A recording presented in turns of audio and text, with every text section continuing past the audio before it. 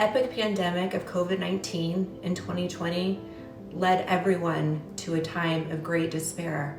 No one knew what was going to happen next. And what happened next was the unarmed killing of many Black men and women, including Ahmaud Arbery, Breonna Taylor, and George Floyd.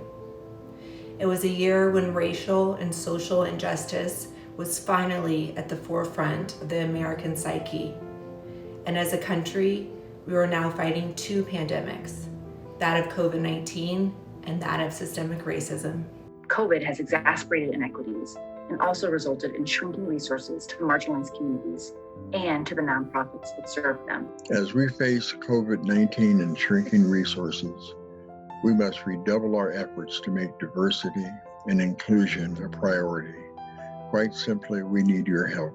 In the wake of this traumatic time, the work of the Center for Legal Inclusiveness became more important than ever. As an organization, we jumped into action. We brought in Dr. Aaron Reeves to discuss COVID-19 and its implications. And then, after the murder of George Floyd, we had a virtual town hall that reached over 3,000 people. We brought you the relevant, actionable content required to turn equity, diversity, and inclusivity into the racial and social justice tools they are.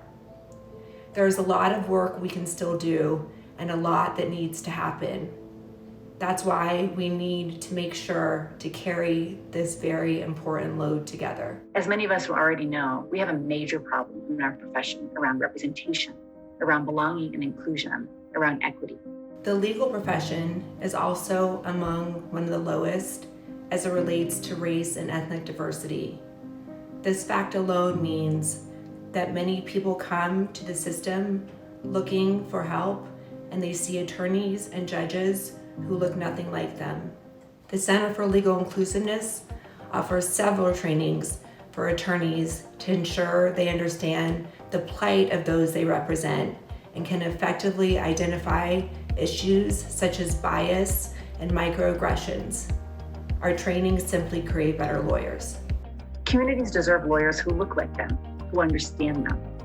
They also deserve lawyers who may be different than them, but who understand issues of bias, who value empathy, and who are trained in cross-cultural communication. Throughout my career, I have chosen to support diversity and inclusion, not only because they are essential to the well-being of underrepresented individuals, but because they enrich and strengthen our profession's integrity.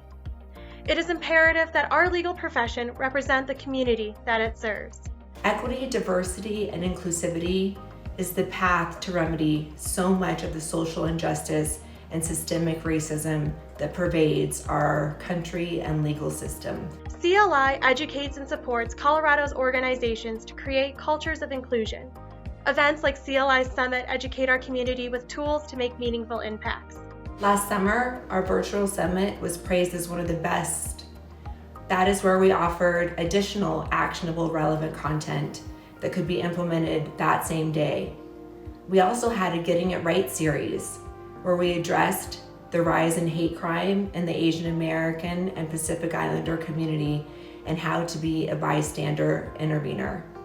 In that same series, we worked and trained on issues of coming out in the workplace as we sought to demonstrate inclusivity and belonging at work and how paramount that is.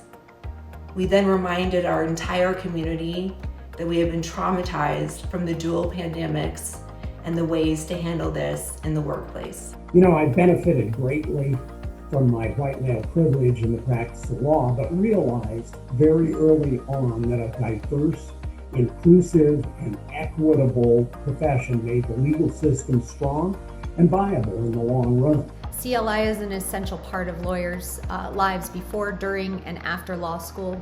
They've also helped to up the game when it comes to DEI awareness, which I think has helped to change assumptions and also the hiring practices of large corporations, large law firms, to be more inclusive of attorneys of color.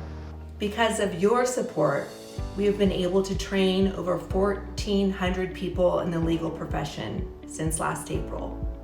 Because of your support, we have been able to offer scholarships to diverse students, paying for their Barbary courses and supplementing their living expenses. Because of your support, we have been able to offer Tips of the Month to further educate on equity, diversity, and inclusivity.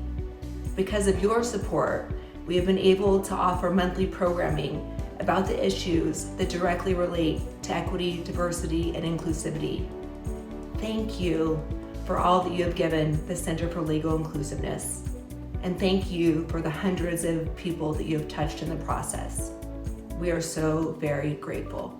Giving to CLI will support the programs, training, and resources that are essential to law firms, lawyers, law students, and corporate legal departments now more than ever. And this next year, we will continue the work that we started last April and bring you the solutions needed to implement social and racial justice through equity, diversity, and inclusivity. We're also looking forward to launching premier consultation services so that you have the tools to remain effective. Finally, our focus will be toward retention and trainings relating to how to create inclusivity from day one. Improving diversity and inclusion is critical for all of us for so many reasons, including the evidence-based research that shows it improves businesses' bottom lines. We ask that you join us in this fight. Please consider donating tonight as we work together to reinstate confidence in our justice system by doubling down on our equity, diversity, and inclusivity efforts. Let's create a social justice system that we can all be proud of. Please donate, and thank you so much for attending this event.